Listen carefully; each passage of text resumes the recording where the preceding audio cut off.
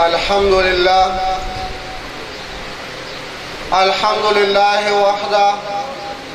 والصلاة والسلام على من لا نبي بعده. آمنت بالله رضينا بالله ربا وبالإسلام دينا وبمحمد صلى الله عليه وسلم نبيا وبالقرآن والحديث قدوة وإماما وبالكعبة قبلة وبالمؤمنين إخوانا وبالحنفية مسلكا ومذهبا وبالديوبندية مشربا. أما بعد فأعوذ بالله من الشيطان الرجيم. بسم الله الرحمن الرحيم. قال الله تبارك وتعالى في قرآنه المجيد والفرقانه الحميد: إنما يخشى الله من عباده العلماء. وأيضا قال الله تبارك وتعالى في مقام آخر: قوا أنفسكم وأهليكم نارا. وقال النبي صلى الله عليه وسلم: إن الله يرفع بهذا الكتاب أقواما ويضع به آخرين. عن أبي سعيد الخدري رضي الله تعالى عنه قال: قال رسول الله صلى الله عليه وسلم: إن الله عز وجل حاط حائط الجنة لبنة من ذهب ولبنة من فضة، ثم شقق فيها الأنهار وغرس فيها الأشجار، فلما نظرت الملائكة إلى حسنها وزهرتها قالت: طوباك في منازل الملوك، أو كما قال عليه الصلاة والسلام. واجب الاحترام صدر مجلس، معزز علماء کرام و مفتیان عظام، عزیز طلبہ کرام و سامعین، څنګه چې موږ تاسو ته معلومه ده چې زموږ او تاسو ته راجمع کېدل د بعضې ماشومانو د ختم القرآن د تقریب په سلسله کې دي. محترم، دا یو بهترین مجلس دی، یو معزز مجلس دی، یو فضیلت والا مجلس دی. تاسو بستړي شوي هم په الله تبارک و تعالی چې د مجلس لکم فضیلت ورکړی دی او په دې کې د ناستو خلکو له الله جل شانه کوم فضیلت ورکړی دی، یقینا چې کوم ملګری د دغه فضیلت نه خبر شي نو دی به په خپل ستړي کېدو باندې نه پوهېږي، دی به خپل تکاوټ نه محسوسوي. الله تبارک و تعالی د داسې مجالسو دپاره خصوصي فرشتې مقرر کړي دي، سیاحین فرشتې ورته وایي. هغه په داسې مجالسو پسې ګرځي او داسې مجلسونه لټوي. اوږد حدیث مبارک دی،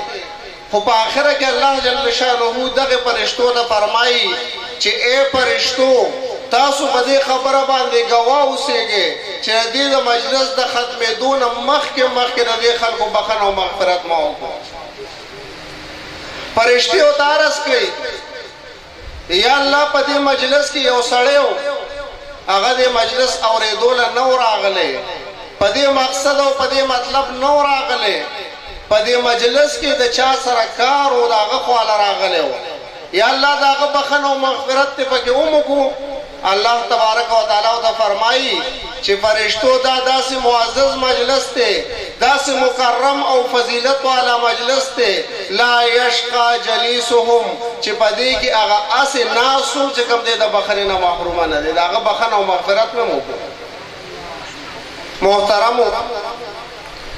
یقینا خبره دا ده چې ډېره خوشحالۍ موقع ده او کله چې سړی دې ماشومانو ته ګوري چې دوی په دې عمر کې د الله جل شانه د قرآن عظیم الشان حفظ وکړو، د الله تبارک و تعالی کتاب یاد کړو او دا علوم دې په خپله سینه کې محفوظ کړل، نو یقینا چې د مسلمان ایمان ورسره تازه شي او سړی ډېر زیات خوشحاله شي. قرآن عظیم الشان کې الله تبارک و تعالی فرمایي چې انما یخشى الله من عباده العلماء، الله وی زما په امت کې زمانه زیات چې یریږي نو هغه علماء کرام دي. الله فرمایي زما په بندگانو کې، زما په مخلوق کې زمانه زیات چې کم دي علماء کرام یریږي. په دې وجه الله تبارک وتعالى علم له چې کم دي یو فضیلت ورکړي. د علم د نسبت په وجه علماء له الله جل شانه یو فضیلت ورکړي. حدیث مبارک کی راضی عن معاویہ رضی اللہ تعالی عنہ قال قال رسول اللہ صلی اللہ علیہ وسلم من يرد اللہ به خیرا یفقهه فی الدین. حضرت معاویہ رضی اللہ تعالی عنہ فرمائی وی جناب محمد رسول اللہ صلی اللہ علیہ وسلم او فرمائل چکل اللہ تبارک و تعالی د چا سره د خیر اراده او فرمائی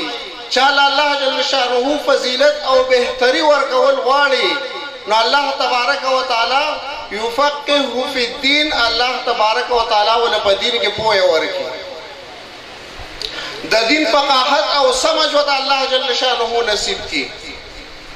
دغه شان عبد الله ابن مسعود رضی الله تعالی عنہ فرمایي وی نبی کریم صلی الله علیه وسلم او فرمایل اذا اراد الله بعبد خیرا، کله چې الله جل شانه د یو بنده سره د خیر اراده او فرمایي، د یو بنده سره الله جل شانه خېګړه کول وغواړي، افقهه فی الدین والهمه رشده، نو الله تبارک و تعالی هغه په دین کې پوهه ورکړي او الله جل شانه دا هغه پزړه کې د سمج او خیسته خپل خبره دا هغه پزړه کې اچي. نو محترم الله جل شانه د دې علم د وجنه علماء له ډیر فضیلت ورکړي. دا علم د الله جل شانه خوخته په دې وجه د الله تبارک و تعالی علماء کرام خوخته او چون کې د قران سره نسبت د الله جل شانه د دین سره نسبت دا یو اهم چیز دی. په دنیا کې موږ او تاسو ګورو د قران عظیم شان لا چې د کوم کپڑے نه غلاف سړی جوړي، د کوم کپڑے نه ولا هغه کسوړې چې کوم دی جوړي، نو دا خو د دکان یو عامه کپڑے هغه انسان راوالي او قران عظیم شان له هغه نه غلاف جوړ کی، هغه نه کسوړې جوړي کی. بیا موږ او تاسو د هغه 10 روپو د کپڑے د هغه 60 روپو د کپڑے موږ او تاسو سونه قدر کوو، هغه پس مګه پریوتو تم نه پریدو، هغه را اخلو هغه خپلوم داغه د صفای خیالم ساتو، پاغه سو بوټان او سپلیم نشي پاکوله. هغه د 60 روپو کپڑا دا او چون کې د دې د پاره د دې کپڑے نه د قران غلاف جوړ شو، د قران عظیم شان کسوړې ته جوړ شو، داغه د نسبت په وجه باندې دا دونه قیمتي شو چې ما ته داغه احترام کو. نو چې انسان د الله جل شانه د دین علوم هغه په دې سره کې محفوظ کی، د الله جل شانه کتاب په دې سره کې محفوظ کی، دا انسان به د الله جل شانه په دربار کې څومره قیمتي او څومره معزز به او څومره مکرم وي. محترم دا قران عظیم شان کوم چې د ماشومان حفظ کو، دا د الله جل شانه کتاب دی، د الله کلام نفسی دی، د الله تبارک و تعالی خپل خبرې دي. دا چې څوک وایي څوک یادوي څوک په عمل کوي څوک ورسره محبت کوي څوک په زړه پورې نیسي، الله تبارک و تعالی په خوشحاليږي، الله تبارک و تعالی د دنیا او د آخرت خیر د نصیب کوي. او بیا دغه کتاب په یو حرف باندې الله جل شانه لس لیکي ورکوي. بیا حدیث مبارک کې راځي نبی علیہ السلام فرمایي الف حرف ولام حرف ومیم حرف. نبی علیہ السلام فرمایي زدا نویم چې الف لام میم دا یو حرف دی، بلکې الف ځان له حرف دی، لام ځان له حرف دی او میم ځان له حرف دی. نو په الف لام میم باندې په هر یو حرف باندې الله جل شانه جدا جدا نیکي ورکوي. بیا د دې قران عظیم شان د فضیلت د وجنا، د دې د تعظیم د وجنا، د دې د لوی شان د وجه نه الله تبارک وتعالی په دې باندې اکتفا نه کوي. الله تبارک وتعالی فرمایي من جاء بالحسنه فله عشر امثالها، چې چا یو نیکي د ځان سره راوړه نو هغه به اجر د لسو نیکو ورکو. چا د قرآن عظیم شان یو حرف کوی الله جل شانه د لسو حرفونو اجر ورکوي. یو آیات د قرآن عظیم شان چا تلاوت کو الله تبارک وتعالی د لسو آیاتونو اجر ورکوي. یو رکوع د قرآن عظیم شان چا تلاوت کړه الله تبارک وتعالی د لسو رکوعانو اجر ورکوي. بیا د دې قرآن عظیم شان د فضیلت د وجنا، د دې د عظمت د وجنا، د دې د لوی شان د وجنا الله تبارک وتعالی په دین اکتفا نه کوي. الله تبارک وتعالی فرمایي والله یضاعف لمن یشاء. الله تبارک وتعالی چې وغواړي د دینم زیات اجر ورکوي. د بنده اخلاص ته ګوري، دغه خلوص ته ګوري، دغه محبت ته ګوري، دغه وفا ته ګوري. الله تبارک وتعالی د دین زیات اجرم ورکوي. تاسو والا خو دې څوک نشته که چاله په یو حرف باندې وسو نیکي ورکي، ولاګه نیکي ورکي د اخلاص د وجنا، د مینې د وجنا، د محبت د وجنا، نو د الله تبارک وتعالی نه تاسو والا څوک نشته. بیا محترم زمو استادی بچی کوم چې زمو استاد مخه ته ناشتي، دوی د الله جل شانه ټول کلام په سینه کې محفوظ کو چې په قرآن عظیم شان کې ډیر سپاری دي، و پکې منزلونه دي، 114 پکې رکوعګانې دي، 540 پکې رکوعګانې دي، 114 پکې سورتونه دي، او 6666 پکې آیاتونه دي، او تقریبا 23,3243 پکې کلمات دي. دا دې ماشوم په خپل سینه کې محفوظ کړو. اوس په دل الله جل شانه په دې 13 پارو باندې، په دې وو منزلو باندې، په دې 540 رکوعګانو باندې، په دې 114 سورتونو باندې، په دې 6666 آیاتونو باندې الله جل شانه د څومره اجر ورکړي. او بیا مور او پلار د دې بچی سره په دې اجر او ثواب کې شریک دي، ځکه چې دا مور، دا پلار، دا د دې بچی د دې تعلیم سبب او ذریعہ جوړ شوی دي. او دا نابالغ ماشومان دي. عام طور علماء کرام فرمایي چې کله ماشوم نابالغ او دې کم نیک عمل کوي هغه الله جل شانه د مور او پلار په عمل نامه کې لیکي.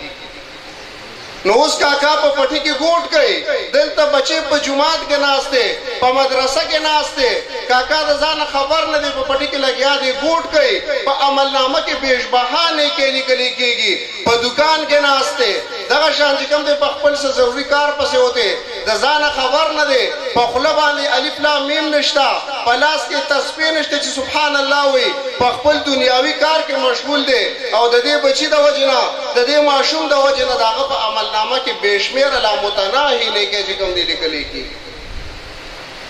دا محترم ډیر عظیم کتاب دی. دا خدا سي کتاب نو، دا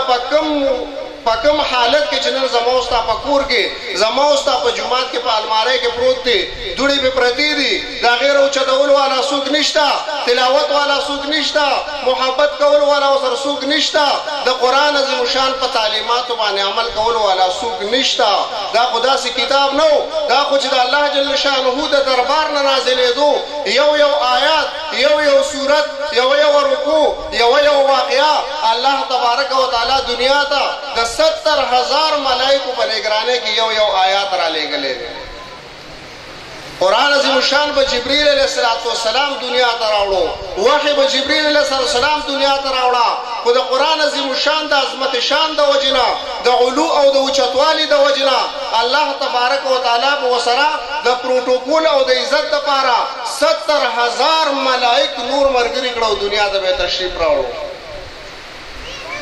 دا خو یو عظیم کتاب دی. عبدالرحمن بن عوف رضی الله تعالی عنہ فرمایي قال رسول الله صلی الله علیه وسلم ثلاثه تحت العرش يوم القيامه القرآن يحاج العباد له ظهر وبطن والامانه والرحم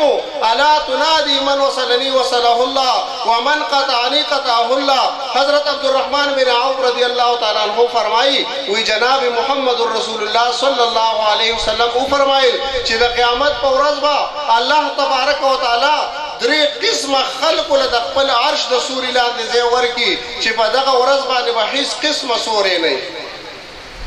چې په هغې کې اولنی کس القرآن یحاج العباد له ظهر و بطن.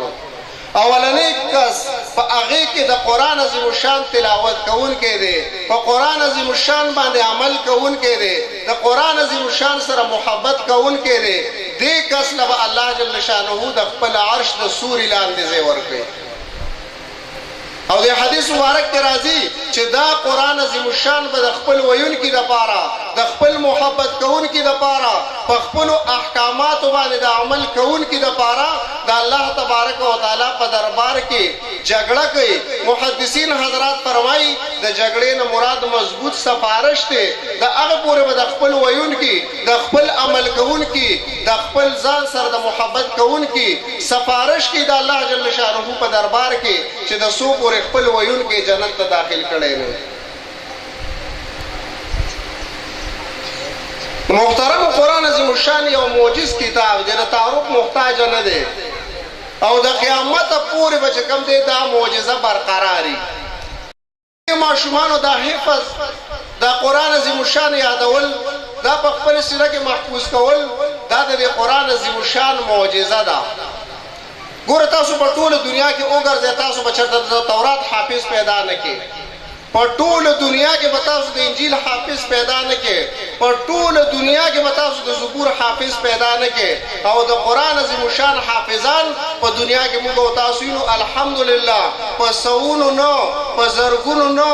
په لکونو نه، په کروڑونو الحمدلله په دنیا کې موجود دي. دا د قرآن عظیم الشان معجزه ده چې څنګه قرآن عظیم الشان کې الله فرمایي چې انا نحن نزلنا الذکر و انا له لحافظون. الله فرمایي دا قرآن عظیم الشان مونږ نازل کړی او د دې قرآن عظیم الشان حفاظت په مونږ کوو. نن الله جل شانه د دې ماشومانو په شکل کې ما ورته ښیي چې زه د قرآن حفاظت څنګه کوم. دا څنګه ما د دې ماشومانو سینو ته کوز کو، دا څنګه ما د دې ماشومانو په سینو کې محفوظ کو. د هر یو ماشوم نه د قرآن عظیم الشان تلاوت اوروه. هر یو ماشوم ته وایه بچې قرآن وایه، د الف لام میم نه به شروع کوي او په والناس باندې به چې کوم دی ودرې. دا د قرآن معجزه ده. نن په تورات کې تحریف شوی، په انجیل کې تحریف شوی، په زبور کې تحریف شوی او هغوی پکې د خپلې خوښې احکامات نازل کړي. د یوې ګرجې تورات د بلې ګرجې نه بدل، د یو ښار تورات د بل ښار نه بدل، د یو کلي تورات د بل کلي نه بدل او د یو کس د کور تورات د بل کس د کور نه بدل. په هغې باندې ورته عمل کول ګران شوي، په هغې کې ورته د صحیح او د غلط پته نه لګي. زما استاد دې کتاب لا دې قرآن لا الله تبارک وتعالی دا معجزه ورکړې ده چې نن د کشمیر د غرونو د قرآن نسخه راواله، د افغانستان د غرونو د قرآن نسخه راواله، د چترال د غرونو د قرآن نسخه راواله. قرآن کلاو کا د الف لام میم نه به شروع وي او په والناس باندې به ختمي. نن د دې ورکوټي مچي ماشوم نه د قرآن عظیم الشان تلاوت اوروه، د الف لام نه به شروع کوي، په والناس باندې به ودرئ. د زنانه حافظ قرآن نه قرآن اوروه، د الف لام میم نه به شروع کوي، په والناس باندې به ختموي. د بوډا حافظ قرآن نه قرآن اوروه، د الف لام نه به شروع کوي، په والناس باندې به ختموي. هیڅ فرق به نه وي، نه به لفظي فرق وي، نه به معنوي فرق وي. دا د دې قرآن عظیم الشان معجزه ده. نن الله جل شانه ما ته ښیي چې په دې مدرسه کې الله جل شانه تقریبا 80 ماشومانو په سینو کې دا کلام محفوظ کو. قرآن عظیم الشان کې محترم الله فرمایي قو انفسکم واهلیکم نارا. الله تبارک وتعالی فرمایي تاسو خپل ځان هم د جهنم د اور نه بچ کړئ، خپل اولاد هم د جهنم د اور نه بچ کړئ. اوس ما ته هر سړی په دې باندې پوهیږو چېرې زه به د جهنم د اور نه څنګه بچ کېږم، زما بچی به د جهنم د اور نه څنګه بچ کېږي. نو محترمو د الله جل شانه په کتاب باندې به بچ کېږي. حضرت علی کرم الله وجهه فرمایي وی نبی کریم صلی الله علیه وسلم فرمایل الا ستكون فتنه، خبردار تاسو واورئ تاسو پوه شئ ډېر زر چې کوم دی په تاسو باندې فتنې راتلونکي دي ډېر زر په تاسو باندې فتنه او ازمایښونه راتلونکي دي علي رضی الله عنه فرمایي موږ د نبي علیه السلام نه تپوس وکړو فما المخرج منها یا رسول الله یا رسول الله د دې فتنو نه د دې فسادونو نه د دې نه په څه باندې بچ کېږو وایي علي رضی الله نبي علیه السلام فرمایل چې کتاب الله د الله جل شانه په کتاب باندې بچ کېږي بل څه منصوبه نشته بل تدبیر نشته بل کتاب نشته بل علاج د فتنې نه د بچ کېدو نشته کتاب الله د الله جل شانه د کتاب نه بغیر او بیا نبی علیہ السلام فرمائی فیہ نبأ ما قبلکم وخبر ما بعدکم وحکم ما بینکم د دې کتاب په وجه باندې با د فتنو د فسادونو نه ځکه بچ کېږي فیہ نبأ ما قبلکم په دې کې د مخکینو خلقو خبرونه دي د مخکینو خلقو واقعیات دي پکې ته به قرآن عظیم شان راواله هغه به کولاو کې هغه به سټډي کې د هغې به مطالعه وکې ته به دا قرآن په دې خپل سینه کې محفوظ کې تا ته به دا پته ولګي تا ته به دا علم حاصل شي دا پوهه او سمجھ به تا ته راشي چې کومو قومونو د الله جل شانه د کتاب نه انحراف کړی کوم قومونو د الله جل شانه کتاب ته شا کړې ده کومو قومونو د الله جل شانه د کتاب قدر نه دی کړی هغه قومونه الله جل شانه هلاک کړي دي او چې د کومو قومونو د الله جل شانه د کتاب تعظیم کړي د الله جل شانه د کتاب خیال ساتلې هغه خلق الله جل شانه د دنیا او د آخرت کامیابی ورکړي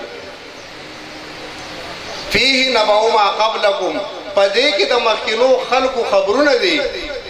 پدې کتاب کې قرآن عظیم الشان کې د آدم علیه السلام واقعا د هغه د زامنو د بچو د قابیل او حابیل واقعا د حضرت نوح علیه السلام واقعا د هغه د قوم واقعا د حضرت هود علیه السلام او د قوم عاد واقعا د حضرت صالح علیه السلام او د قوم ثمود واقعا د حضرت شعیب علیه السلام او د هغه د قوم واقعا نعرہ تکبیر شوق و محبت سرا د جمعیت الاسلام ضلع جرسید د علماء د قافلې سالار شیخ الحدیث حضرت مولانا محمد حسن جان حضرت مولانا محمد هاشم خان سے تشریف روڑو شوق و محبت سرا آواز را کے نعرہ تکبیر نعرہ تکبیر جمعیت علماء اسلام شیخ الحدیث حضرت مولانا محمد ہاشم خان سے قائد ملت اسلامیہ حضرت مولانا فضل الرحمن نعرہ تکبیر محترم عرض وکړو چې زموږ استاد په دنیا کې د نجات ذریعہ یو د الله جل شانه کتاب دی دا کتاب چې موږ او تاسو ګورو د دې مطالعه کوو په دې باندې ځان پوهه کوو نو موږ او تاسو به د مخکینو قومونو د حالاتو خبرېږو چې الله جل شانه په څه باندې هلاک کړي او چې کوم خلکو له الله جل شانه نجات ورکړي او الله جل شانه ورله پس ورکړي په دې کتاب کې د حضرت آدم علیه السلام او د هغه د بچو د قابیل او حابیل واقعا ده په دې کې د نوح علیه السلام او د هغه د قوم واقعا ده په دې کې د قوم عاد او د هود علیه السلام واقعا ده په دې کې د صالح علیه السلام او د قوم ثمود واقعا ده په دې کې د شعیب علیه السلام او د هغه د قوم واقعا ده په دې کې د ابراهیم علیه السلام او د نمرود واقعا ده په دې کې د موسی علیه السلام او د فرعون واقعا ده په دې کې د یونس علیه السلام او د هغه د قوم واقعا ده په دې کې د عیسی علیه السلام او د هغه د قوم واقعا ده په دې کې د جناب محمد رسول الله صلی الله علیه وسلم د ابو جهل او د عتبه او شیبه د دوی واقعات دي کله دا موږ او تاسو ګورو سټډي کوو زموږ او تاسو په دین طرف ته رجحان پیدا کیږي موږ ته د دین سمجھ بوج نصیب کیږي نو د فتنو او د فسادونو موږ او تاسو محفوظ یو نو محترمو عرض مې دا کوو چې خپل بچی موږ او تاسو مدرسې ته حواله کو زموږ او تاسو دا بچی دا زموږ او تاسو لپاره د بخنه یو عظیمه سرمایه ده زموږ او تاسو ژوند که 50 کالو که 60 کالو که 80 کالو خطر شو یا بد تیر شو خدا ماشومان زموږ د بخنه یو عظیمه ذریعہ ده د دوی په یو بسم الله الرحمن الرحیم باندې الله تبارک وتعالى زموږ او تاسو بخنه او مغفرت کوي پدې وجه الله جل شانه فرمایي قو انفسکم واهلیکم نارا ځانم د جهنم د اور نه بچ کا خپل اولادم د جهنم د اور نه بچ کا پکار دا چې نن موت د خپل بچو د هغوی صحیح تعلیم هغوی له ورکړو د هغوی ښه تربیت وکړو د دې وجې نه نن ما ورته بچې په مدرسه کې نه داخلو چېرې دی به څه خوري د جومات د مدرسې په یو ګوټ کې به ناستي د روټۍ ټوکړه به ورته یا میلاویږي او یا نه محترم استاسو نه یو تپوس کوم حضرت عمر رضی الله تعالی عنه په 32 لاکھ مربع میل باندې حکومت کو 20 لاکھ مربع میل په خپله فتحه کړې وه 22 لاکھ مربع میل په خپله فتحه کړې وه 10 لاکھ مربع میل وته د حضرت ابوبکر صدیق رضی الله تعالی عنه پاتې شوي په 32 لاکھ مربع میل باندې حکومت کو د 44 ملکونو حاکمو حضرت عمر رضی الله تعالی عنہ نه په آکسفورډ یونیورسيټي کې وخت تیر کړو نه انګلیش لینګویج کړو نه کمپیوټر ډیپلوما کړو د یو شي سره تعلق نه په دنیا کې داسې حکومت وکړو چې نه د هغې مثال مخکې څوک پیش کولی شي او نه د هغې نه وروسته څوک پیش کولی شي حضرت عمر رضی الله عنه څه ویلي وو چې په 44 ملکونو باندې حکومت کو د الله جل شانه د دې کتاب طالب وو د الله جل شانه د دې کتاب طالب وو د نبی علیه الصلاۃ والسلام د مدرسې طالب وو نصاب د هغه د الله جل شانه کتاب وو نبی علیه الصلاۃ والسلام استاد وو په دغه مدرسه کې تعلیم حاصل کو دغه مدرسه کې درس حاصل کو الله جل شانه په 32 لاکھ مربع میل باندې حکومت ورکو د 44 ملکونو حاکم الله جوړ کو د دنیا او د آخرت خوشاله الله جل شانه ورکړي محترم وخت کم دی نور عزتمن علماء کرام تشریف فرما دي د هغوی په شان کې مې ګستاخي مو کړه د هغوی نه معافي غواړم انشاءالله وخت په وخت به علماء کرام راځي تاسو ته مخاطب کېږي د خپلو زرینو خیالات اظهار به کوو د علماء کرامو دا خبرې به اورو دا به ځان سره محفوظ کوو او انشاءالله دې باندې به عمل کولو کوشش کوو دا څو خبرې مې ستاسو ته وړاندې عرض کړې اول دې په الله جل شانه ما د عمل کولو توفیق راکړي او بیا تاسو له وآخر دعوانا الحمد لله رب العالمین